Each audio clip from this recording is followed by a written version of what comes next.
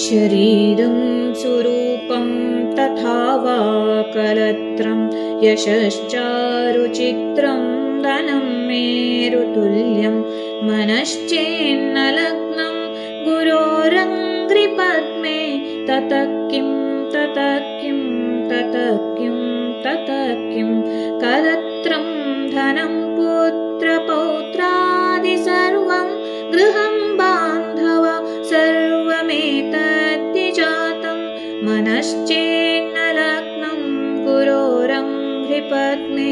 ततः किं ततः किं ततः किं ततः किं षडङ्गादिवेदो मुखे शास्त्रविद्या कवित्वादिगद्यं सुपद्यं करोति मनश्चेन्न लग्नं गुरोरङ्घ्रिपद्मे ततः किं ततः किं ततः किं ततः किं विदेशेषु मान्यः स्वदेशेषु धन्यः सदाचारवृत्तेषु मत्तो न चान्यः मनश्चेन्न लग्नं गुरोरङ्घ्रिपद्मे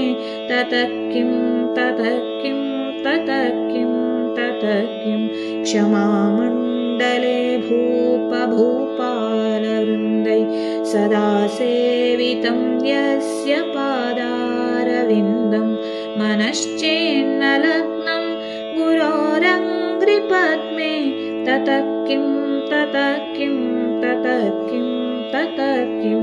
यशो मे गतं दिक्षु दानप्रतापात् जगद्वस्तु सर्वं करे यत्प्रसादात् मनश्चेन्न लग्नं गुरोरङ्घ्रिपद्मे ततः किं ततः किं ततः किं ततः किं न भोगेन योगेन वा वाजिराजौ न कान्तामुखेनैव वित्तेषु चित्तं मनश्चेन्न लग्नं गुरोरङ्घ्रिपद्मे ततः किं ततः किं ततः किं ततः किम् अरण्येन वा स्वस्य गेहेन कार्ये न देहे मनो वर्तते मे त्वनर्घ्ये मनश्चेन्न लग्नं गुरोरङ्घ्रिपद्मे ततः किं ततः किं ततः किं